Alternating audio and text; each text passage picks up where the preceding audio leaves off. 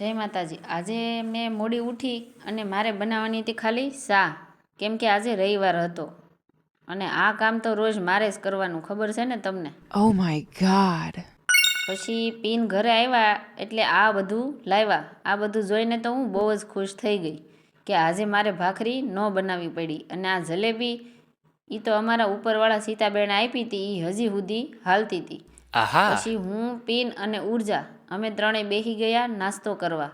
ક્યાં તો કિંજલબેન આવ્યા, લાવો તમારા ત્રણેયનો વિડીયો ઉતારી દઉં। કિંજલબેનને બહુ ઊંઘ આવે એટલે એ બહુ વહેલા ન ઉઠે, પછી એ થોડાક મોડા ઉઠે એટલે એને એકલા ખાવાનું હોય। પછી એ ચા અને દૂધ લઈ અને બેસી ગયા ખાવા। પછી મેં લઈ લીધું આ કામ, ઓસાડ પાથરવાનું। તો જુઓ મારા ઓસાડનો કલર તમને કેવો લાગ્યો, તો આ જ કોમેન્ટમાં ઓસાડનો કલર।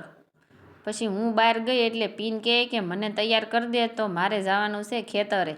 આજે ખેતરે ખેડવાનું કામ કરવાનું છે, પછી મારે આને તૈયાર તો કરવા જ પડે। પછી જ એ બહાર જાય। પછી મેં લઈ લીધું આ કામ અને કિંજલે લઈ લીધું આ કામ।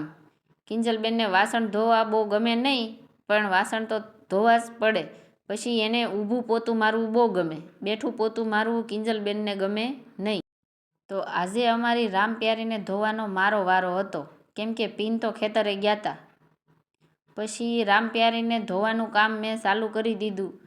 રામપ્યારીને ધોઈ અને પછી મેં આને હુકાતા કરી દીધા। ક્યાં તો અમારી રામપ્યારી પણ હુકાઈ ગઈ, જુઓ મસ્ત ચકચકાટ કરી નાખીને। પીન ધોવે ને તો આવી ન થાય, મેં તો પાવડરના પાણીએથી ધોઈ એટલે એકદમ નવી જેવી થઈ ગઈ। પછી મારે બનાવવાની હતી બપોરે દાણાવાળી ખીચડી। તો તમને દાણાવાળી ખીચડી ભાવે કે નહીં? તુવેરના દાણાવાળી ખીચડી બહુ જ ભાવે અમને તો।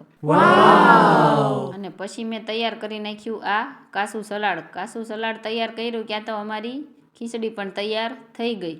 પછી ખીચડીમાં વેરી દીધા થોડાક ધાણા અને 3 વાટકામાં લઈ લીધી છાશ। કે આ તો અમારા સામેવાળાના ઘરે નીકળું કંઈક આવું, મને તો આનીથી બહુ જ બીક લાગે, હું તો જોઉં પણ નહીં। પણ આ તો પીન વિડીયો ઉતારીને લાવ્યા હતા, તો કહે કે તું એડિટિંગમાં મૂકજે। પછી અમે નીકળી ગયા પોલીસ સ્ટેશને જવા। પોલીસ સ્ટેશને જવાનું હતું અમારે ખાલી એક સહી કરવા, કારણ કે અમે ભાડે રહીએ ને એટલે ભાડા કરાર કરવાની સહી તો કરવી જ પડે, તો જ આપણને રહેવા દે। તો મળશું આગળના વિડીયોમાં। Bye bye, like, share and subscribe.